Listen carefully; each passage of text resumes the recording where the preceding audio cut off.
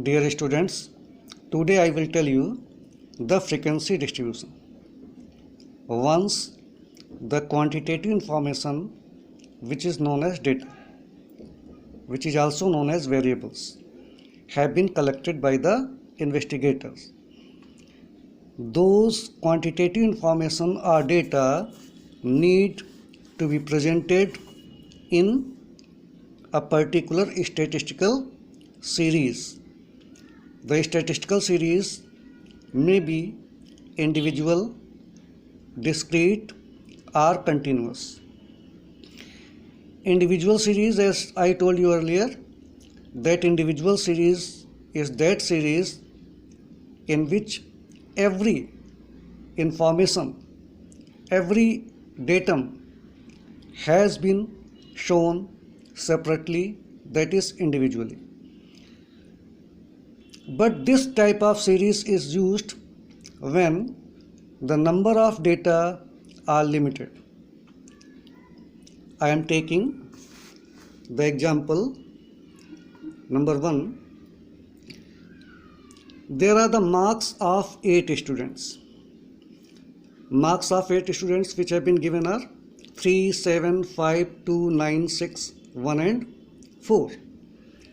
Now, this is practically possible on the part of investigator to put the marks of each and every student separately because there are only 8 students. So, how we can arrange the data, that is the marks of students? First, we can give the serial number 1 because there are 8 students. Serial number 1, 2, 3, 4, 5, 6, 7 and 8. Now the marks may be in an order. We may arrange the marks in ascending order. So first is 1. So serial number 1 में हम लिखेंगे mark 1. Then comes to 2. Then 3. Then 4. Then 5. Then 6. Then 7. And then 9.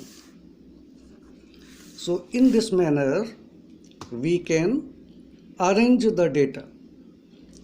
This type of series is known as individual series. इसको हम बोलेंगे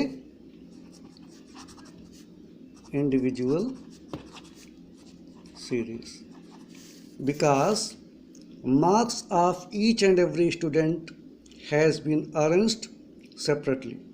हर student के marks अलग अलग show किए गए हैं और हमने इनको असेंडिंग आर्डर में अरेंज कर दिया. इसी को हम कहते हैं स्टैटिस्टिकल सीरीज. अब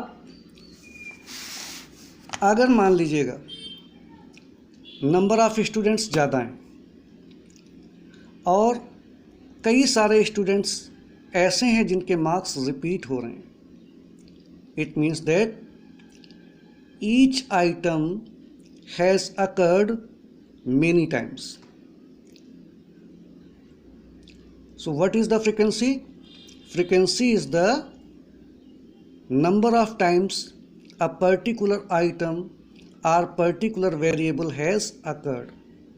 In this case, we have to make the use of frequency distribution technique. अब हम ऐसे केसेस में frequency distribution technique का यूज करते हैं क्योंकि यहाँ पर जो एग्जाम्पल नंबर 2 है इसमें क्या दिया गया है, मार्क्स ऑब्टेन्ड बाय 20 स्टूडेंट्स. अब 20 स्टूडेंट्स के मार्क्स हैं 2, 3, 4, 1, 5, 0, 2, 4, 3, 5. 1, 3, 3, 4, 2, 3, 4, 3, 4, 3. These are the marks obtained by 20 students. What we are observing here?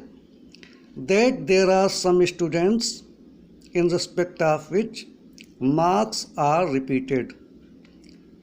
So, in this case, what type of statistical series we can use? We can use the discrete series for arranging the data.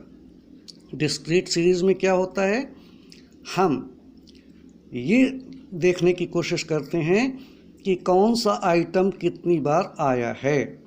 तो हर item को अलग अलग बार लिखने के स्थान पर हम उस आइटम की फ्रीक्वेंसी नोट करते हैं। तो क्या करेंगे, how we can use the technique of frequency distribution for this purpose. First of all, in first column we have to write the marks. हम सबसे पहले वेरिएबल हमारा क्या है, मार्क्स। तो हम मार्क्स को एक आर्डर में यानी असेंडिंग आर्डर में लिखने की कोशिश करेंगे। अब हम देखेंगे मार्क्स जो स्टूडेंट्स के द्वारा ऑब्टेन किए गए हैं उनकी रेंज क्या है, 0 से लेकर के 5 तक। मतलब मिनिमम मार्क्स कितना है, 0, और मैक्सिमम मार्क्स कितने हैं जो ऑब्टेन किए गए हैं, 5। यानी कि जो टेस्ट हुआ है वो मैक्सिमम 5 मार्क्स का हुआ है। तो हम क्या करेंगे, सबसे पहले कॉलम में जो मार्क्स ऑब्टेन किए गए हैं, क्या ऑब्टेन किए गए होंगे, या तो 0 मार्क्स ऑब्टेन किया गया, या 1, या 2, या 3, या 4, या 5।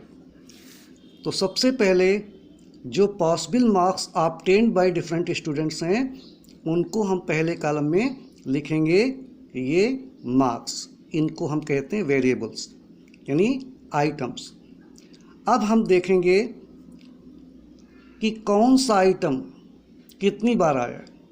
जैसे 0 मार्क्स कितने स्टूडेंट्स के द्वारा ऑब्टेन किया गया। तो इसके लिए हम दूसरे कॉलम में टैली साइन का यूज़ करेंगे, टैली मार्क्स।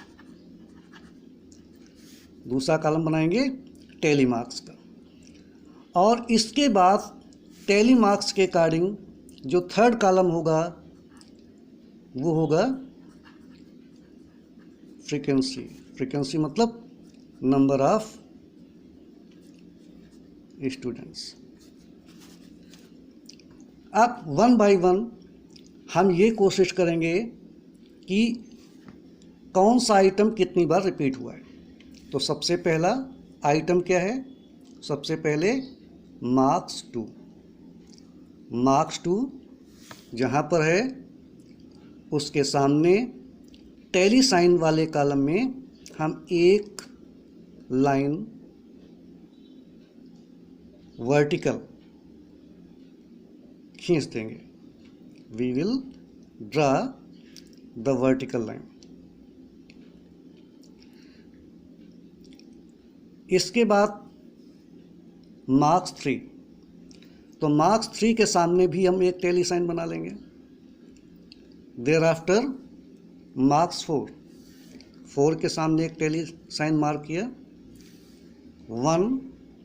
1 के सामने एक टैली साइन मार्क किया, देन 5 के सामने एक टैली साइन मार्क किया, देन 0 के सामने एक टैली साइन मार्क किया, देन 2 के सामने एक टैली साइन मार्क किया, then 4 against 4 we will put a tally sign, 3 against 3 we will put a tally sign, 5 against 5 we will put a tally sign, then 1 against 1 we will put a tally sign, then 3 against 3 we will put again one tally sign, 3 तो 3 के सामने फिर एक tally sign लगाया, 4 के सामने एक tally sign, then 2 के सामने एक टेली साइन, देन 3 के सामने फिर एक टेली साइन लगाना है, लेकिन यहाँ पर ऑलरेडी 4 टेली साइन लग चुके हैं। तो हम एक स्लैटिंग लाइन ड्रा करेंगे जिससे मालूम हो जाए ये 5 का बंच हो चुका। नाउ 4 के सामने एक टेली साइन, देन 3 के सामने फिर एक टेली साइन, तो 5 का बंच हो चुका था। उसके बाद थोड़ा सा गैप दे करके एक टेली साइन मार्क करेंगे, देन 4 के सामने फिर एक टेली साइन, यानी कि 5 का बंच कंप्लीट हो रहा है, तो एक स्लैटिंग लाइन खींचेंगे। इसके बाद 3, अब 3 के सामने एक tally sign. Now we have to count the tally signs marked against each variable. अब 0 के सामने टेली साइन 1 है, यही इसकी फ्रीक्वेंसी है, तो फ्रीक्वेंसी कॉलम में हम लिख देंगे 1 के सामने 2 टेली साइन लगे हुए हैं, तो हम इसकी फ्रीक्वेंसी नोट करेंगे 2 के सामने 3 टेली साइंस लगे हुए हैं, फ्रीक्वेंसी 3 के सामने 7 टेली साइन हैं, यानी 5 + 2 7। 4 के सामने 5 टेली साइंस हैं, तो हमने फ्रीक्वेंसी कॉलम में 5 लिखना है। 5 के सामने 2 टेली साइन हैं, तो इसके आगे हमको 2 लिखना है। तो यही हो गई हर आइटम की frequency. What does it show? 0 marks obtain करने वाला एक स्टूडेंट है, तो 0 की फ्रीक्वेंसी 1 हो गई। 1 मार्क्स ऑब्टेन करने वाले 2 स्टूडेंट्स, 2 मार्क्स ऑब्टेन करने वाले 3 स्टूडेंट्स, 3 मार्क्स ऑब्टेन करने वाले 7 स्टूडेंट्स, 4 मार्क्स ऑब्टेन करने वाले 5 स्टूडेंट्स, 5 मार्क्स ऑब्टेन करने वाले 2 स्टूडेंट्स।